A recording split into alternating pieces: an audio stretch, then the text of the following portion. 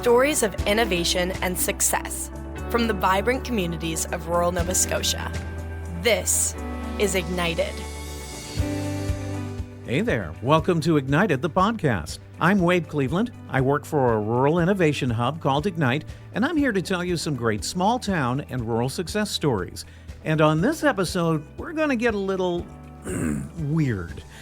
We're going to get all X-Files at you as we talk about an incident in the small southwest Nova Scotia village of Shag Harbour in 1967 involving the crash of an unidentified flying object. Now stay with me here. Weird, yes, but still something that fits into the economic ecosystem because tourism is an industry that we're building here in rural Nova Scotia, and that's just what we're talking about, whether you are a believer in UFOs or not. Tens of thousands of tourists head to Roswell, New Mexico every year for their UFO Festival in July, and other times of the year too. Their McDonald's, that's right, McDonald's, is built like a spaceship. There's Area 51 in Nevada, who has an entire industry of UFO and alien-themed businesses up and down what they call the extraterrestrial highway. Utah has a successful UFO festival in Cedar City.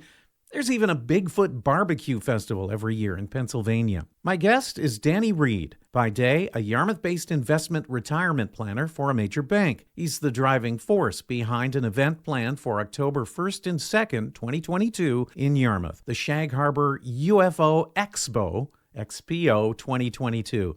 Now, there have been small gatherings in Shag Harbour for years, but this time, Danny and his group are swinging for the fences, bringing in celebrity UFO researchers, yep, there's such a thing, and best-selling authors, and offering a full tour of the crash site, among other things. Danny, thanks for joining me on Ignited, the podcast.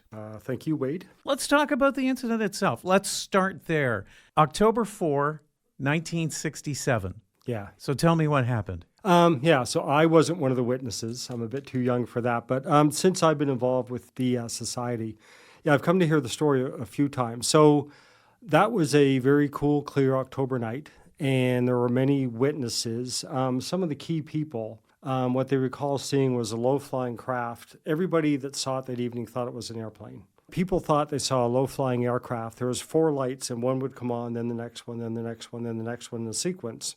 Then they all would go out. And in hindsight, thinking about it, most people realized it did seem to be flying a little bit slower than, let's say, a normal aircraft. So one of the key witnesses, Laurie Wickens, who's the president of the society, he was 17 at the time, and he was driving with some friends in a vehicle. They're driving down the road, and they see this craft again flying. And again, there were fishermen that have seen it. There was pilots in an airliner that saw it as well. But they see this craft flying, and all of a sudden it starts descending at about a 45-degree angle. And from Laurie's vantage point, they were just going up over a hill. It basically went down at a eyesight for them down behind the tree line. When they come up over top of the hill, they see the craft floating out in the water. And they thought, my gosh, a plane has gone down. So they went to the nearest phone booth. This is back in 67. There's no cell phones, right? So they go to the phone booth. And again, Laurie's 17 with a couple friends. And just telling it through Laurie's eyes. And they phoned the RCMP to report a downed plane. And first thing the RCMP said, well, what have you been drinking, to Laurie? Because they're kids, right? Anyway, and Laurie says nothing, but it was taken seriously. The RCMP did come out. And at the end of, I guess at the point before the craft disappeared into the water, there was about 30 people standing there looking at this craft out in the water. I think the lights at that point were still on. Everybody was reporting, again, as a plane crash. There were folks going to wake up fishermen to get their boats out to go do kind of a rescue mission. The Coast Guard was called. I really don't know the timeline, but again, we definitely have a craft that was visible, descends down, it's now floating on the water. Boats are heading out to it. By this time, the craft had sunk. And there's stories of nothing there but this green foam floating on the water. And you can have sea foam, but they said this had a green tinge to it, and it had kind of an oily feel. But there was no floating debris, there was nothing. So up until that point, it was still being reported as what might be a suspected plane crash. Within a day or two, they had the Coast Guard, they had the Canadian military and the U.S. military on site doing dive missions trying to find out what had gone down. And the official government report was, in fact, that something did enter the water, something did sink down into the water, but nothing was ever found. So there's nothing recovered. So therein lies the mystery. And I've had people take me aside and say, well, Danny, was it a flare? Was it this? Was it that? You've met these people, you've talked to them. And without a doubt, it wasn't those things. You had natural resources officers in the woods kind of camping out for deer, jackers that time of year. They saw it. I think there was at least 3 RCMP officers on the shore. They saw it. You had fishermen out in the water who are very familiar with flares, low-flying planes, whatever, in the Bay of Fundy. They saw it. And it was definitely a craft of some type. The lights came on. The lights all went off. It went down at a 45-degree angle. It went into the water. So, without getting into UFOs, in my mind, it was either some very top-secret military craft or it was maybe a UFO, which is really cool to think about. Mm-hmm. But it's the only government documented, and I'll mention one other thing here in a minute, it's the only government documented UFO crash in the world. So that doesn't mean aliens, doesn't mean little green men, but it is on record that something entered the water, something was definitely seen, it wasn't a flare, it wasn't the moon shining off the water. It happened, it landed, it crashed, and even to this day, 2022, there's nothing that we know of that can both fly and maneuver underwater. Right. So therein lies the mystery again. Was it something that was top secret military and it was recovered and nothing was ever said about it and they let the public think it was a UFO? It seems a little advanced for 1967. You think there might be something if somebody would have saw something being pulled up? I mean, that would be a pretty big craft. It was big. I think it was 30, 40 feet long. That's the story as I know it. I've read a couple books. There's a little maybe more details, but it goes all the way back actually to Halifax. Folks in Halifax seen it flying as well. So it came all the way down the coastline, rather slowly flying, lights coming on, going off, descending at 45 degrees, landing, sitting on the water 15, 20 minutes, and then sinking. End of story, other than what was it? That's the mystery. The government acknowledged that it was a UFO, as in unidentified flying object, and it was never explained off in any way, shape, or form. In any way, shape, or form. And Chris Stiles, who's a member of the Society and is going to be a member of our Expo this year, he's done a ton of research. And reading the books, I'm not here to sell the books, but when I read them, very fascinating in that it's in the Canadian archives, that it's documented by the Canadian Coast Guard, by the Canadian military, and by the Canadian government that something tangible for real entered the water, was never recovered.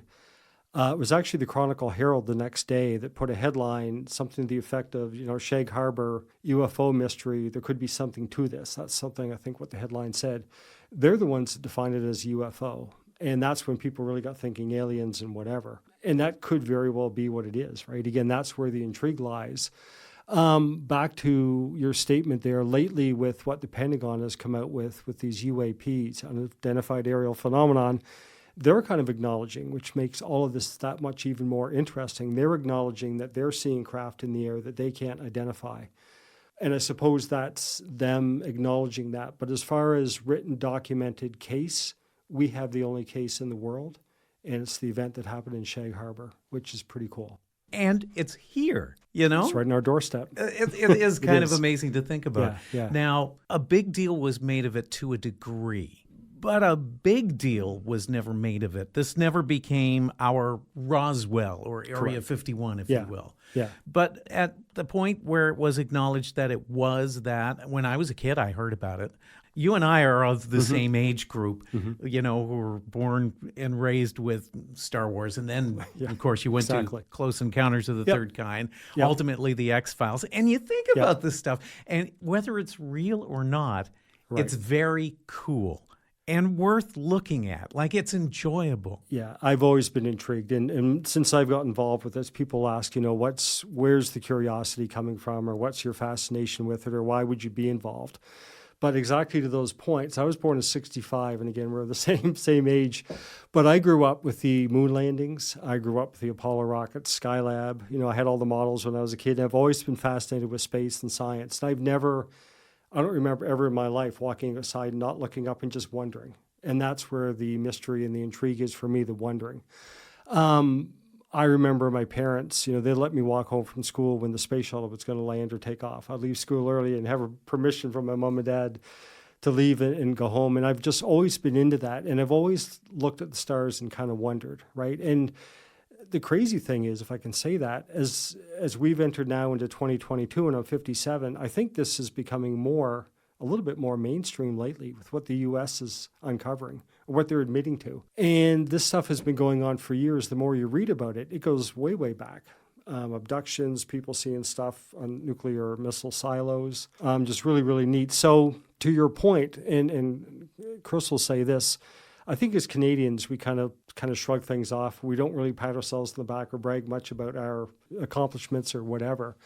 But when you take what happened there, the whole world knows about it. And I think the Shag Harbour incident is bigger in the States than it really is actually right in our backyard. Like, we just kind of brush it off as, oh yeah, something crashed and now I got to go to work tomorrow or whatever. You just don't really take it in or think about what it actually was that happened. So we've never made that big of a deal about it locally. We've never really promoted it or even tried to make people aware of it. Yet people that travel from all over the world, those that go to the museum in Shag Harbour, first of all, they already know a bit about it. But when they get into it and kind of research it a bit, they're like, my gosh, this really is Canada's Roswell. Like, this is a big deal. And why aren't we making a bigger deal of it? I guess. Why aren't more people aware of it? And again, I think there's a large segment of the world that is, but I also think there's a large, especially locally, that really is pretty low key about it. Yeah, and if we don't make a big deal out of something, then no one else will, because, again, Roswell, you've showed me pictures of the McDonald's That's right. that looks like a UFO. They Yeah. make a big deal out of it. Tell me about the convention there and how big it is. Yeah. So if you just say the word Roswell, everybody knows, I think, what we're talking about. Roswell, New Mexico, the so-called UFO crash. And to get into that, and I don't know as much about that as I do about Shag Harbour, but I've read stuff, and whenever I see something on an article, I'll look it over. Whatever it was that went down in that farmer's field, apparently they would swear that it was definitely a flying saucer. It had metal that was not of this earth that had different properties that they couldn't explain. And then within hours, I guess the U.S. military came in and kind of shut the whole place down, and they just said it was an air balloon, an air balloon. Mm-hmm. Weather balloon, sorry. Weather balloon. Right? Weather balloon. So anyway, the whole thing was hush-hush. But Roswell has certainly played that up. It really was an interesting mystery, and Roswell has used it to their advantage to attract tourists and really let the public who are fascinated by that come to that site. And they hold a conference every year. They have signs on the highway, a green men waving, greeting people coming and going. It's kind of the UFO capital of the world in one sense. And they hold a festival. And it's a 4-day festival that attracts between 10 and 14,000 people a year over those 4 days. That's not including just folks who make it part of their summertime destination or they want to travel there just to say, hey, I've been to Roswell, New Mexico, and looked around. So they definitely play it up, and people love going there, and there's people that have been there many times. And their conference, their festival they have is hugely successful, and that's their claim to fame, right? Puts them on the map. Brings in big money. Oh, huge money, of course. It's a tourism industry in and of itself. Yeah. I jotted down some quick notes that Roswell, their UFO festival in July, thousands of people come to it. Area 51 in Nevada, a small industry of UFO and alien-themed businesses, like the extraterrestrial highway that they have there. Yeah. Of course, Area 51, you can't go there. Right. Off-site, top secret. Yeah, exactly. But here in Shag Harbour, you're literally, during this UFO Expo that we're going to be talking about in more detail now, you can literally get on a bus and tour that area. Yeah, so that's one of the big things. So the festival that we're planning, our big claim to fame is we still have witnesses that were there that night alive and are going to be present. All the guest speakers we have coming in, it's going to be beyond just what happened in Shag Harbour, and we'll get into that as well. But for those that are fascinated, and in that alone, I think is worthwhile to go and check out, makes it worth attending the festival that we're having, the expo that we're going to have. But to your point, Wade, so the second day, we've chartered buses. We're going to take people down by bus to the actual crash site, and they can listen to witnesses who were there that night and stand on the shoreline and see the hill that they drove up over and get a feel for exactly what happened, where the craft was, how far out in the water the craft was. Really get a sense of how and what took place. And again, for me, I've been involved with this for about 5 years. And I honestly, big kid that I am, I still get goosebumps standing there every time I hear the stories being retold, because it makes you wonder. Again, I said this earlier, but a lady kind of cornered me at one of our smaller events, and she said, Danny, I hear that it's flares. I hear that's all it was. And they were kind of embarrassed that they reported a craft down, and they didn't want to recant that story. What do you think about that? And I said, well, I respectfully disagree, because there was 30 people on the shoreline, and you had 3 RCMP officers, and you had the 2 guys who were with natural resources that were found later and questioned and interviewed. They all saw it. And what they saw was not a flare. And it was a craft. It had lights. It went down. It went in the water. The Coast Guard, the Canadian Navy, the U.S. Navy were on site within a day or so.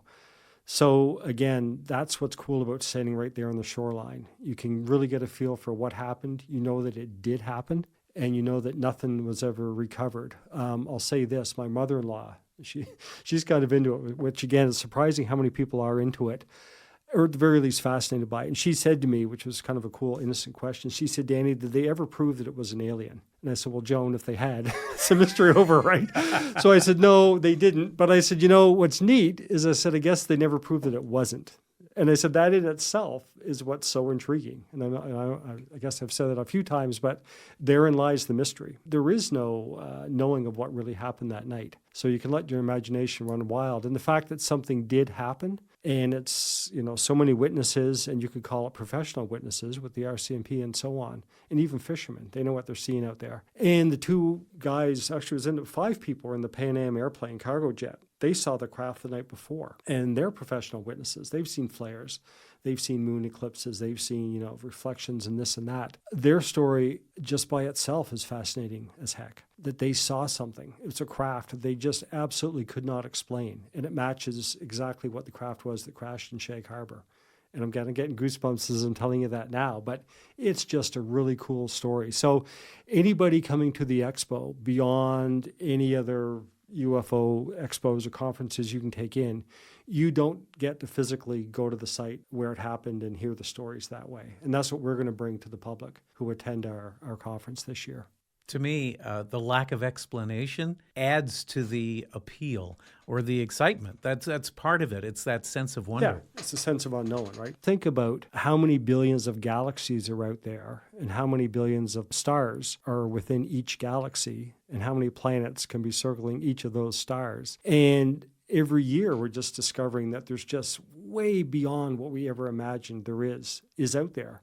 Another thing we did a few weeks ago, they said, you know, it's just the laws of probability as far as life on other planets. That doesn't mean intelligent life, and that doesn't mean people flying crafts here, crashing them into Shag Harbour. But if you really let your imagination, logical imagination, just run wild, the probability is there. And it's just so darn cool. And I've had that sense right from age 4 or 5 and up. So how did you get involved in the first place? What led you to really get involved? Yeah, so that's a really cool question, I guess. And for me, I'll try to make it a short story. But I grew up in Digby, so not too far from Shag Harbour. And same as you, I'd always heard about the Shag Harbour event, the Roswell event, all these different things, and kind of knew of them, but never really studied them, never really got into it.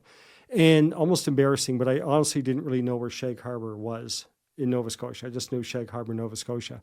But I moved to Yarmouth about 7 years ago, and my job takes me between Yarmouth and Barrington. And of course, lo and behold, driving down, boom, Shag Harbour sign. I'm like, that's where Shag Harbour is. So that's where the incident was. I'm talking to, you know, my now wife, and she said, oh yeah, they have a festival every year. And I got kind of excited, like a UFO festival, neat. I wanted to go down to that. So a bit of bad luck in that the weekend that they hold it, we also have a weekend, something to do with work, that same weekend every year. So I lived here 2 or 3 years and never did go down. Unfortunately, I was kind of missing out. But one summer, I was driving by and I had a bit of time at work, was a slow day, and I pulled off the highway and I said, I'm going to go by Shag Harbour.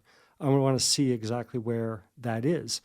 And when you drive through Shag Harbour on the old road, there's an actual little commemorative site. There's signs in that, so you know where the crash happened. And then just down the road from that is a museum. So I went into the UFO museum, the Shag Harbour Incidents Society Museum, and I bought a couple books.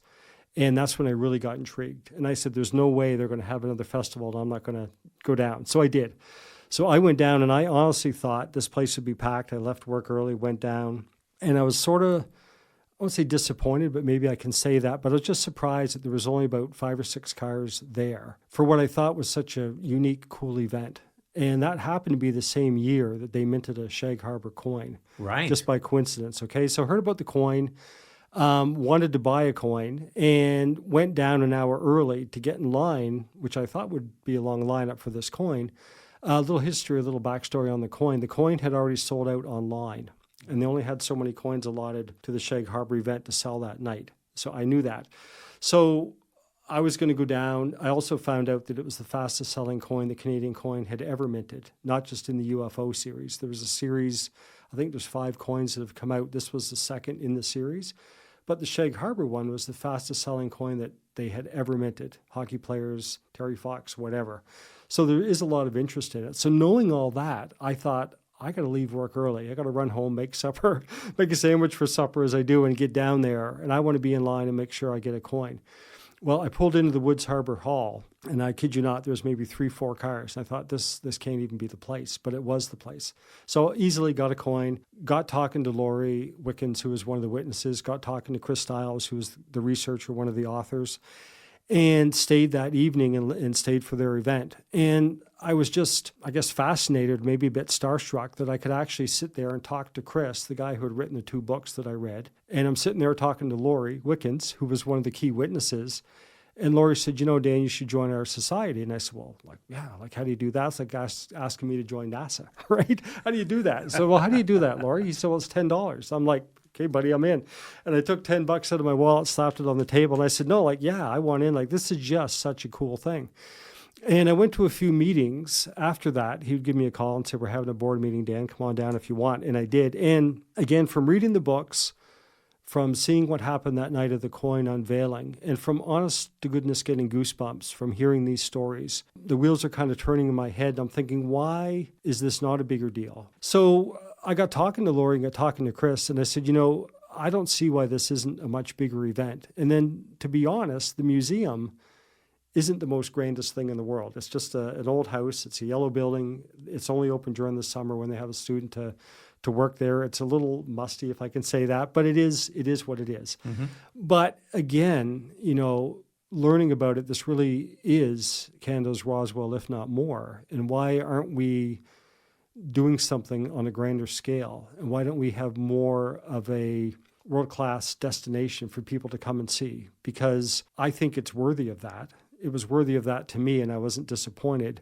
with what I got to learn and what I got to see. But I just thought, we're really missing the boat here. This could be something quite huge. And talking to Laurie, talking to Chris, I heard from, I guess, one of the local politicians, and I won't say who. Apparently, when the Blue Nose used to run, people getting off the Blue Nose, they would ask one of 2 things. They would say, where's Peggy's Cove? And where's Shag Harbour? Really? Yeah. And you think about the amount of attention Peggy's Cove gets, and it should, it's a beautiful place, but the amount of money it gets and the amount of tourists it draws to the area, very photogenic, very cool. But, for us, it's just a lighthouse. Regular lighthouse is Cape Four Shoes. I think every bit as cool as that. And we have a great lighthouse in Digby. But there's Peggy's Cove, and they really make something of it, and it attracts a lot of people. And again, it should. And the Blue Nose, of course, has its thing. But I think Shag Harbour, the incident that happened there, is right up there with that niche market and the people that are fascinated by it. Now, I have a day job and I wear a shirt and tie every day to work. And, I wouldn't say I believe in UFOs, but I absolutely wouldn't say that I'm not intrigued and fascinated. What keeps me interested is the fact that I don't know. It's unknown. And the fact that it might be real keeps me going back every time, right? So I think there's a lot of people like me. So that's my long answer. But how I got involved is a number of factors. One, that I thought, this event you have could certainly be grown to be kind of a more polished, grander event that I think would make it even more interesting for people. I think the town of Barrington, the communities of Barrington, Yarmouth, were kind of missing out on what a great opportunity we have to draw people to our area. And if any event was going to be put on, or any destination was going to be made of this location, it really, truly should be a world-class destination that anybody going to would say that was absolutely one of the highlights of our vacation this year. What a cool thing. What a cool story. And it is that, but I think there's just another level that whole thing can be brought to. And I'm working with Laurie, with Chris, and the rest of the members to kind of elevate it. We hope to get it to that level. I'll compare it to the Wharf Rat Rally again, growing up in Digby. I know the guy, I went to school with him, who started that, and that's really become quite a thing for bikers. And being a non-biker, I go and I have fun every year. I take it in when it's been on. COVID has thrown a wrench into things lately, but what a neat event that is. And now it's become their almost claim to fame for Digby, right, along with the other events they have. But there's no reason, I don't think at all, that we can't turn the Shag Harbour event into an annual destination location for people that are into that mystery of the whole UFO phenomenon. And with what's come out on CNN again lately, even 5 years ago, different people I've talked to, it's really been in the last couple of years that the U.S. Pentagon, they're admitting that they're seeing these craft buzzing their aircraft carriers, and their pilots are seeing these things, these tic-tac objects, and they go in and out of the water, and nothing can do that. And there's U.S. congressmen that are saying these are crafts not of this world. So they're not calling them aliens, but they're on the record saying that. Other folks are saying, I would be more comfortable with this being an alien rather than being China or Russia, because if it's China or Russia, we're in trouble. Mm-hmm. Like, who's got that technology? Is it drones? And if it is drones, again, like, whose drones? And boy, we're in trouble, because we have nothing that can do what those crafts are doing. Again, that just heightens the mystery. And if this apparently has been going on for years and just has been kind of like shoved in the closet, no one really is willing to admit that these things happen. Governments certainly aren't willing to admit it. And this happened back in '67 in Shag Harbour. It's just more of that mystery. So we had one happen right here on our doorstep. We're building a tourism industry here. We have amazing experiences because of our natural resources. We have anything you want if you want to do the outdoor experience. But we have so much more than that. You mentioned the fact of, Cape Forshue is as beautiful, if not more beautiful, forgive me, anybody who disagrees, as Peggy's Cove. Now, we've always had this, but now we have an opportunity to take this and turn it into something again. And you're doing this. You always try to make it close to when it actually happened. It happened October 4th, 1967. Right. So in this case, for this particular year, it's October 1st and 2nd. Perfect time to be here. It's a great time of year. I mean, I think it's the most beautiful weather we have of the year, right? Late fall is beautiful in Western Nova Scotia. Absolutely the best. Leaves are out. There's no bugs. Right? Mm-hmm. The fog is reduced a bit. Clear, cool nights and warm, sunny days. Again, the more I got thinking about this, I thought, if you're a tourist and you're going to visit Southwest Nova Scotia, wherever you're from, even Halifax, it's just a beautiful time of year to be here. The hotels aren't packed up booked, so you're not going to have an issue trying to find a place to stay. The roads aren't overly heavy with traffic. It's a great time of year to visit. That's the time of the year that the event was held. So again, even standing there that day, you can envision how it played out that evening. I think the pieces just naturally fall into place. And it makes for a really great opportunity for us. And I think it makes for an awesome opportunity for anybody taking in the event. Now, we've talked all this time. We haven't really talked specifics. Let's talk specifics. Let's do that. Tell me about the UFO Expo, the Expo. Expo, right on. Okay, so they've had, the biggest event they had up until now was their 50th anniversary. Mm-hmm. So in 2017, they brought down some pretty high-profile speakers. They got a grant from the government. They did some TV advertising. So they got about 150 people, which is really, really good. Mm-hmm. The problem is it's a shame that doesn't happen every year. Right. And I think it should, and I think it could, okay? So it's the 55th anniversary this year, but that's just because we had to put this on hold for the last 2 years because of COVID. So once I got involved a couple of years ago, we were planning this back in 2020, fall of 2020. But Chris Stiles, the author from Halifax, who's done all the research on this, and he's done many UFO conferences down in the U.S. He's invited to speak at many events. So these other speakers that he's contacted that were coming up, he personally knows them. He's the one that sent out the invitation. So we're bringing in 5 world-renowned UFOologists from the U.S., along with Chris Stiles from Halifax. Probably the most high-profile is Nick Pope. And when I say that name, you see him on the TV show Ancient Aliens on the History Channel. So again, my mother-in-law knows who Nick Pope is. She's like, wow, you're bringing Nick Pope in? I'm like, yeah, it's like bringing Tiger Woods in if you're a golf fan, right, to a golf tournament or a charity golf thing. So we've got Nick Pope, we've got David Marler, we've got Chris Stiles from Halifax, we've got Debbie Ziegelmeyer, Ryan Sprague, and Rob Zwitek. These 6 speakers, they're not at all just going to speak about Shag Harbour. Chris is going to cover the Shag Harbour event. But the other ones, Debbie Ziegelmeyer, I'm actually just reading her book now. She's into the theory of UFOs inhabiting the world's waterways. And that's fascinating unto itself. And I was kind of skeptical about that, I guess as a lot of people would be about the whole UFO phenomenon. But I listened to one of her podcasts, and I'm like, you know what? This is like fascinating on every level, same as the Shag Harbour event and the Roswell event. So I'm fascinated and curious to hear her speak. There's another one that's going to cover off the triangle orbs, the orbs and the triangle things that people see. So it is going to cover the whole UFO spectrum. The way we've set the expo up is it's a 2-day event. It's going to be held at the Yarmouth Grand Hotel on Saturday. There's seating for 400, and that's it. We're going to have a conference-type event from 9 in the morning till about 6 that evening with a lunch break and a supper break. What also makes it fascinating is after each speaker gets up and makes their presentation, we're going to have about an hour and a half Q&A session with those speakers that evening. So if you've bought a ticket, you're sitting in the audience, you can put your hand up and say, hey, Nick, I got a question for you. I saw your show the other day, or I read your book. As Chris would say, it isn't only for those who believe in it. He said, I enjoy questions from people who don't believe in it. Like, what about this? Couldn't this be explained by that? Because they welcome that. They've researched it. They're into it.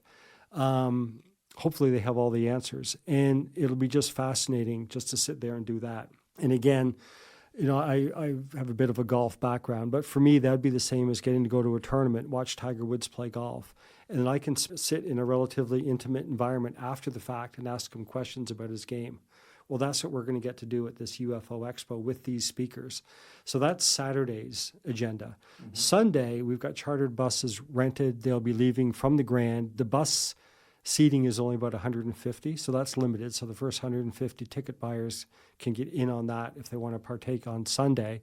Again, we're going to bus people down to the actual crash site. We're going to have people on the buses narrating, kind of explaining where we're going to, how events played out that evening, and you'll have actual witnesses at the site to talk to, pick their brains, ask questions, really get a sense of what happened that evening. We're also going to Back Row Point, I believe, and another site, and the name is, it shouldn't slip my mind, but it is.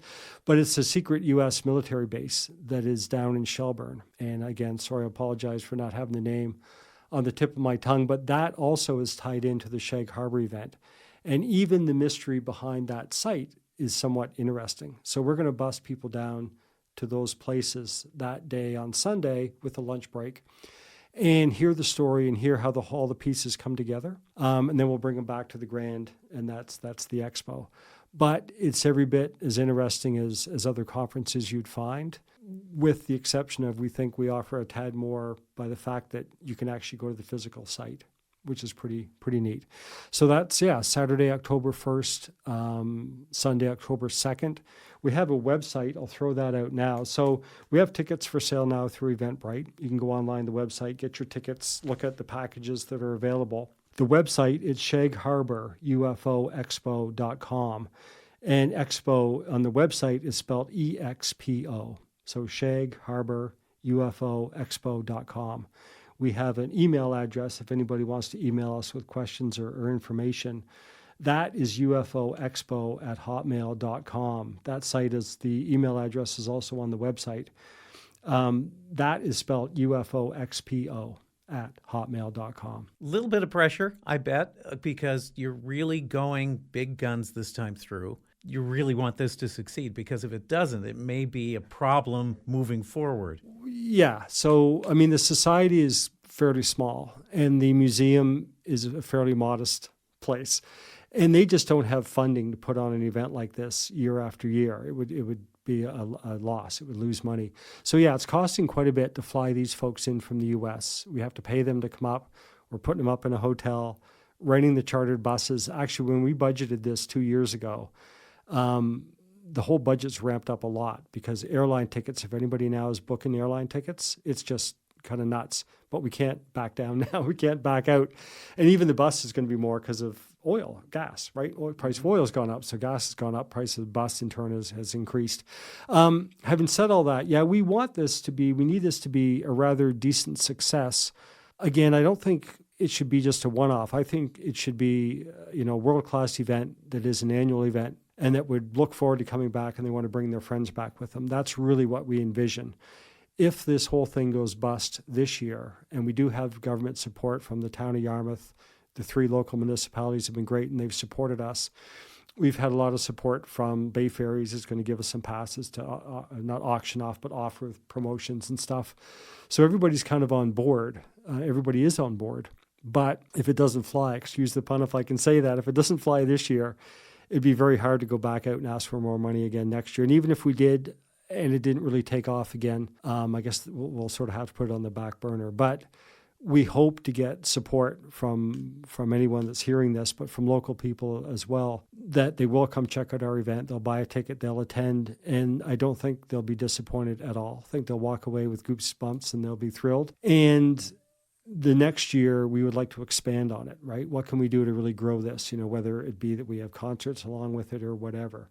But you really can open the doors to having a really neat festival and maybe expand it beyond just the 2 days.